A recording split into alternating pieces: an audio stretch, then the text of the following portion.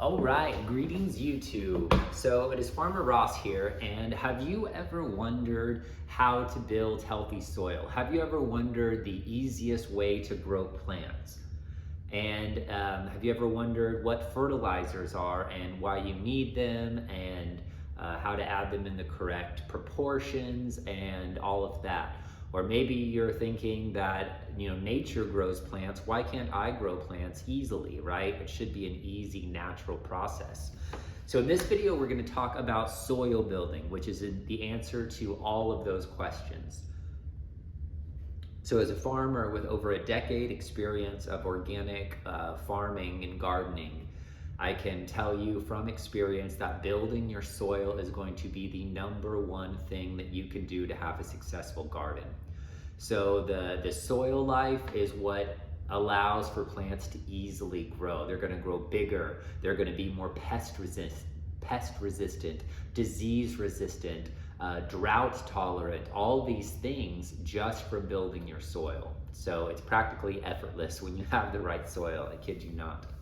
And so today we're going to be going over how to do that, kind of the more intricacies of understanding basic plant health, and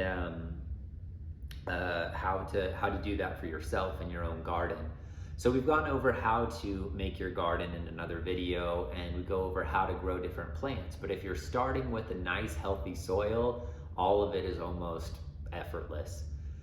And so the first thing to do is to understand that plants function just like humans, and that they need microbiology to break down their food so that they can digest it.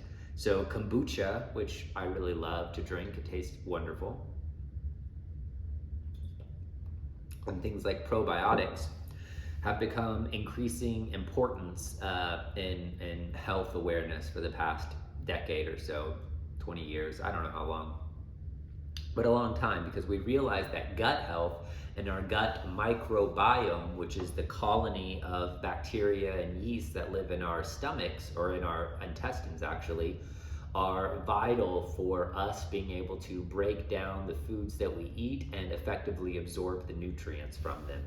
And plants are the same way. So we want to make sure that the plants have all the microbiology in the soil where their roots grow, so that those roots can absorb all of the nutrients that the plants need. When the plants have that in abundance, then they can grow very, very easily without having to add a bunch of fertilizers or worry about diseases or pests, because they're naturally resilient. Plants grow in the wild, and they're naturally able to fend for themselves in a lot of ways. So the way that we do that is building the microbes in the soil. The first idea is bacteria versus fungi. So in nature, there is something called succession. If you start off with just a raw piece of land, what's eventually going to happen? It's going to grow weeds. It's going to grow grasses. Those are called noxious weeds, and that's because the soil life is so dead and barren. The only thing that's there are a few bacteria. And what happens over time is really drought tolerant and hardy weeds will grow in that barren area, because there's nothing competing with them. So they grow, their foliage grows, and then it dies, and then it composts in the soil. What does that do? That feeds the soil life. It's introducing organic matter into the soil. And so it breaks down, and then it feeds the soil biology. And over time, years and years and years, nicer grasses can begin to grow, and then shrubs, and then small trees, eventually turning into a forest. So all land, all soil will eventually end up in forest, because that's the natural process. Nature wants to grow life. So understanding that succession is very important, because what happens is when you start with bare soil, it's very barren of microbes, and then it also has bacteria in it. And as it grows along in the succession, growing weeds, shrubs, and then forests, what happens is the soil switches from bacteria dominant to fungal dominant. And weeds like noxious grasses and stuff can't grow in fungal dominant environments. So by making your soil fungal dominant, It's going to, one, prevent weeds. Two, it's going to allow the roots to get all the nutrients that they need in a very healthy way. And yeah, so that's basically what we're doing is getting from bacteria to fungal. And when I learned this, I stopped doing tillage. So tillage is where you come through and break up all the soil every year or multiple times a year in between plantings. And I moved away from that because it's very not good. It compacts the soil at whatever depth, 6 inches, and then the roots can't grow there. And then it also destroys all of the fungus. And the fungus is what's really, really important and what we want to encourage to grow more of. And tilling kills all that. So I moved to no till, no dig, and now the only thing I do now is broad forking, and we'll have other videos on what broad forking is and how to do it. But that's the only kind of treatment that I do for my soil by mechanical means. So how do we get fungal dominant soil or a soil rich in microbes? There's a few different ways. One is you want to add a compost. So compost is the king of gardening. And the better quality compost you can get, the better your garden's going to be. How do you know what high quality compost is? You want something that's living, so something fresh. If it's from the store and it's been one of those plastic bags sitting on the shelf for who knows how long, the microbial content of that compost is probably not going to be very good. So if you can get it from a company that makes compost, that's going to be a lot better. There's living earth, and then a lot of municipalities, cities, have their own composting program where they take the leaves from the people put out on trash day, and then they also use sewage, and they'll compost that, and you can buy that compost. And that generally is pretty decent stuff. And then you can make your own compost. So there's a lot of different methods for that. We'll probably get into different videos on different composting techniques. There's windrose composting, and then the supreme ninja of compost is the Johnson Sioux bioreactor compost, because that's actually making fungal dominant compost. It's called Johnson Sioux, SU. So I won't get too much into that, probably make another video on that. But for your soil, you basically want to be adding compost every year or multiple times a year.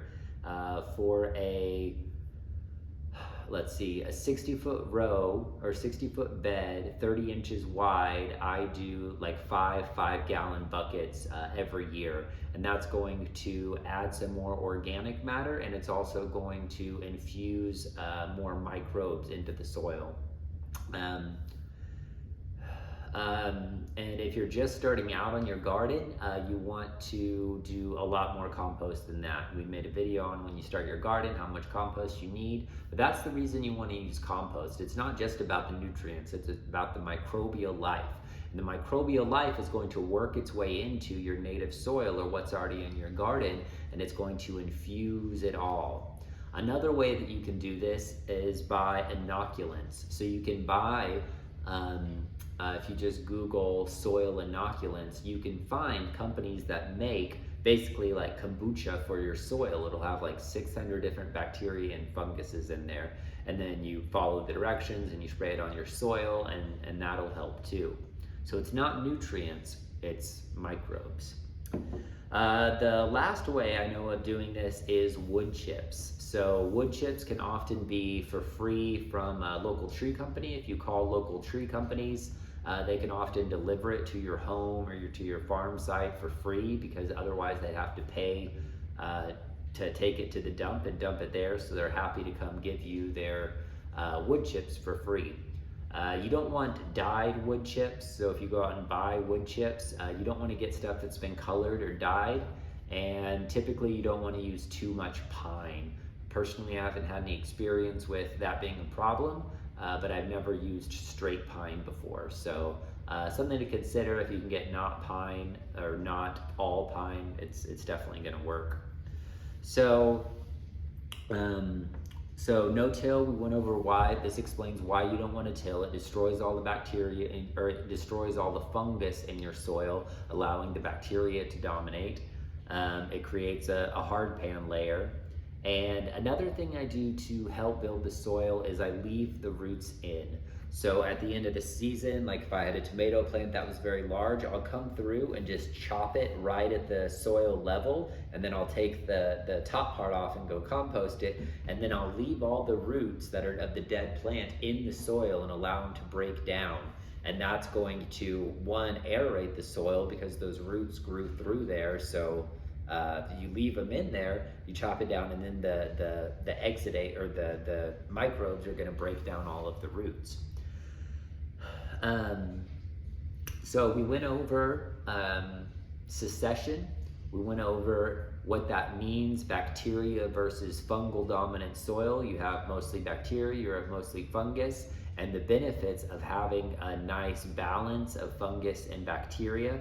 And then we went over how to do that, adding good quality compost, adding inoculants that you can purchase online, and then also the wood chips that are gonna inoculate with fungus.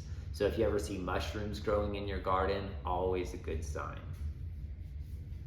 So those are the fundamentals, most basics. I could talk for hours on soil health, but those are the practical ways of getting your soil further in succession, more fungal dominant, and having a rich microbial life in your soil.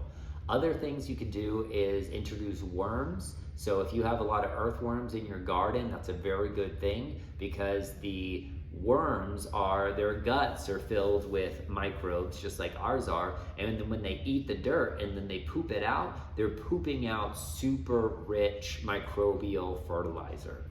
So and they also aerate your soil as well. They help decompose everything, break up hard layers. So if you want to put earthworms in your garden, especially if it's a more contained area, definitely a good idea to do that too, to help the microbial life.